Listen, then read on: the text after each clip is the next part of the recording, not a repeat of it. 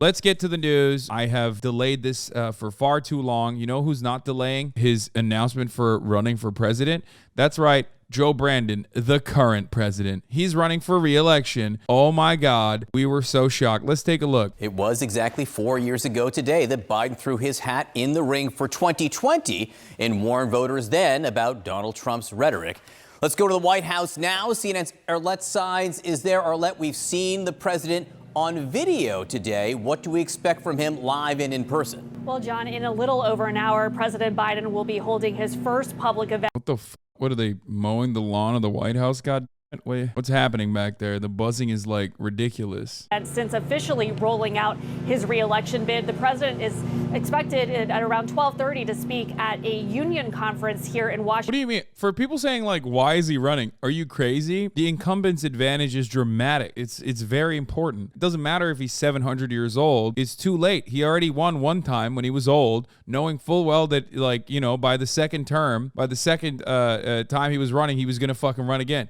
Giving up the incumbent's advantage and just like having an unknown entity where the Democratic Party's lineup is not exactly strong to begin with is gonna be silly from the perspective or from the opinion of the DNC. You know what I mean? It makes total sense. Like having someone take the mantle from him could have been an option, but instead we went with Kamala fucking Harris as the VP. So good luck with that. Imagine. Do you want the Republican Party to like absolutely fucking dominate the field with their dog shit fucking candidates? Because if there's one person who can't beat Donald Trump in a toe-to-toe matchup, it's the charisma black hole, Kamala motherfucking Harris. So not only does she suck, but also on top of that, on top of her personally sucking, the Biden admin also cucked her and put her in charge of like every annoying, awful, you know, make work, fuck right off, piece of shit job. They did not exactly tailor her to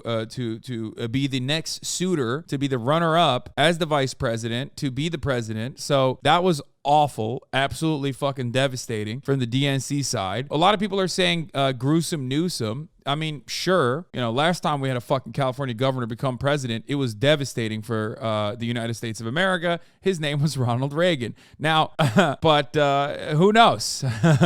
Who knows? There isn't an option better that can get enough people to agree in the Democratic Party. I don't think that Joe Biden is going to activate the base. He's not going to motivate the base, but who knows? Who knows? If Bernie Sanders runs again, you know where I'm staying. You know, I'm going to absolutely fucking vote for him illegally and campaign for him and want everybody to vote for him, especially in the primaries. There are people that could be interesting, some of which are controversial, some of which are not. J.B. Pritzker could be an interesting person to run potentially in the Democratic presidency inevitably down the line. Gretchen Whitmer is another one that's like controversial in this space, but probably could do a decent job. Governor Gruesome Gavin Newsom, who doesn't really make a lot of waves nationally in a negative way, so that's kind of good. Even Donald Trump has said positive things about him, which is like pretty wild. Like he is somehow able to avoid the intense national scrutiny that like prominent Democrats get, partially because he's the governor of California,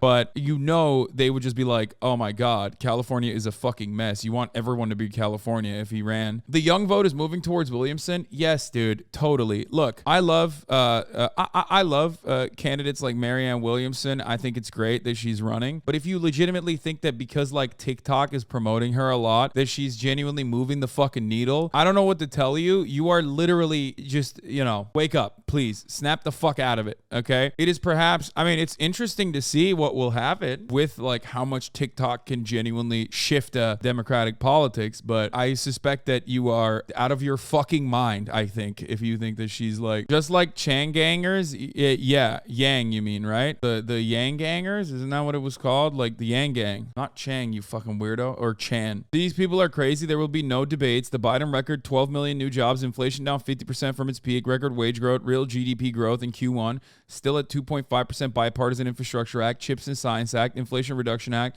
largest climate investment in U.S. history. Yeah, see, Faustini is actually good for this kind of shit. Let's be real. If we're going to do electoralism for a brief moment and we're going to talk about like elections from the perspective of a two-party political structure where both parties are actually beholden and enslaved by the bourgeois interests, Yes, this kind of attitude is actually something that you're going to see a lot on CNN and MSNBC, and there is some truth to it, of course. Obviously, if you are a little bit interested in electoral politics while also simultaneously a leftist person, like a legitimately leftist person, you recognize that Faustini literally just brought up every single talking point that shows how far the Biden agenda has fallen short of the actual promises that it had made. But, you know, he is a neoliberal Democrat at the end of the day, even though he claims that he's not. And neoliberals got a neolib, you know what I mean? Oh, man, it's not. Politics is the art of what's possible, sir. That's why we got to make concessions before we fucking move forward. Notice how this dude did not fucking bring up one of the most tangible and important fucking things that the Biden administration did, which was the abolition of student loan debt relief, the abolition of student loans. Why the fuck would you not bring that up? That is gigantically important. But guess what? One, it's being held up in the courts in some ways. Two, neoliberals don't give a fuck about actual tangible policies that like dramatically change people's lives. And three, okay, the Biden administration is not even pushing for that much. Ending the Afghan war is a big one, but unfortunately that's been sullied by the mainstream media. Liberal mainstream media absolutely did everything they can to, shit on him for doing that. Biden, on the other hand, has been very dramatically anti-union, had a tremendous amount of opportunity with the IRA to ensure that like any kind of infrastructure spending or any kind of fucking contracts that we offer to foreign capital or even companies that want to open up factories here, because we have a shitload of money for renewable energy lined up, climate investments that he was talking about. Those investments could have been conditional. They could have been, hey, with one easy fucking move, Biden could have said, we're giving you the money faucet. That means you have to have unionized workplaces. Could you imagine? That's how you do. That's politics, right? I mean, that's not everything. That's not immediately fucking turning around and like instituting a communist utopia. That's just like within the boundaries of reason. Something that other countries do all the fucking time. He could have done that. He didn't do that. He didn't push for that. Every single legislative agenda item that Joseph Robinette Biden has pushed for, that he claimed he was going to get through, has been eviscerated, shred to fucking bits by the rotating villain within the Democratic Party before it even reaches the other side of the fucking aisle. Kirsten Sinema and Joseph Manchin have deliberately and successfully made piecemeal out of made mincemeat out of every single fucking thing that the Biden admin has tried to put together, and they got no punishments for it.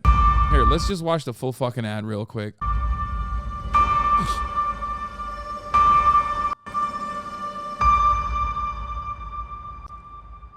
Freedom. Personal freedom is fundamental to who we are as Americans. There's nothing more important, nothing more sacred. That's been the work of my first term, to fight for our democracy. This shouldn't be a red or blue issue. To protect our rights, to make sure that everyone in this country is treated equally and that everyone is given a fair shot at making it. But you know, around the country, MAGA extremists are lining up to take on those bedrock freedoms, cutting Social Security that you paid for your entire life while cutting taxes for the very wealthy, dictating what healthcare decisions women can make, banning books, and telling people who they can love. All while making... I mean, look, the Republicans have gift wrapped someone who is not going to rock the fucking boat an absolute lock. Everything that the Republicans are doing at the state legislature level is so unimaginably insane that like a Democrat that's like, I don't want this to happen, don't you think that's crazy? It is just gonna look better. So, you know, you can have someone who's old, but at least has like run the country, you know what I mean? And no matter how much people try to say like the country is fucking terrible, the country's terrible, vibes across the board show Brandon looking good. Now, of course, a lot can change in the next year. The economy could, implode once again. We can have a severe recession and people start genuinely experiencing the most devastating impacts of that. I've said this before. Donald Trump lost because COVID happened. Donald Trump would have absolutely won if COVID hadn't happened. He could have probably even won if COVID hadn't happened to him directly. Senator Bernie Sanders says he's endorsing Biden for re-election. Yeah, I mean, it's over. It's Jover. I want to bet he didn't even get concessions from him to do this. I mean, he's 7 million years old, dude. Everybody calm down. Stop yelling at Bernie Sanders. Like, let the man fucking rest. When I ran for president 4 years ago, I said we're in a battle for the soul of America. And we still are. The question we're facing is whether in the years ahead, we have more freedom or less freedom, more rights or fewer. I know what I want the answer to be, and I think you do too. This is not a time to be complacent. That's why I'm running for re-election. Because I know America. I know we're good and decent people. I know we're still a country that believes in honesty and respect and treating each other with dignity. That we're a nation where we give hate no safe harbor. We believe that everyone is equal, that everyone should be given a fair shot to succeed in this country. Thank you for choosing us. Every generation of Americans has faced a moment when they have to defend democracy. Stand up for our personal freedom. Stand up for the right to vote and our civil rights.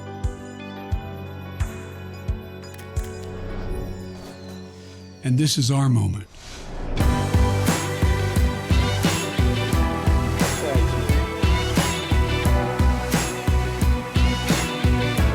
It's kind of wild that, like, you were president for 4 years. Like, when Donald Trump ran, like, he kept saying we're gonna make America great again because he didn't really have a lot of, like, bona fides to point to. It's weird that this ad doesn't show any of the things that Faustini was chirping about in the chat. Like, the least Biden could have done is been like, we gave money back to the children, Jack, not crippled by student loan debt. You know what I mean? Like, just point to, like, tangible policies. Like, largest infrastructure spending package of all time, Jack, and we did it bipartisan. Yeah, the only policy that gets any real airtime, yeah, Ryan is right, is voting rights, and it's also the policy he gave up on the fastest. There's a passing mention of abortion rights, of course without saying abortion rights or even Roe, but no suggestion of what he'll do about that. Presumably he'll codify Roe, but that's left to the imagination. Zero on what he'll do when it comes to jobs, wages, inflation, union power, healthcare. He's gonna fight the MAGAs though. When's the last time a president won an election on tangible policy? Well, here's what you gotta do. There's the defensive strategy, which is like, MAGA Republicans are crazy, Jack, don't you think? And then there's the offensive shit where you could turn around and be like, this is what we did. It's got to have a bit of both.